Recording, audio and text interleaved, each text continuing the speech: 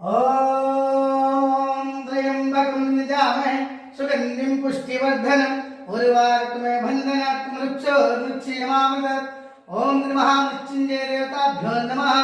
చెప్పు. ఓం ఓం ఓం స్వామి మీ సాక్షిగా భారతానంద స్వామి గురువు గారి మాట మేరకు నేను ఇక నుంచి మా తల్లిదండ్రుల మాట జవదాటనని, ఇకపైన డబ్బులు దొంగతనం చేయనని, ఇక నుంచి ఒళ్ళొంచి పని చేస్తానని, ఇకపైన నాకు ఇంట్లో 3 నెలల వరకే ఆహారం పెట్టమని అడుగుతున్నాను.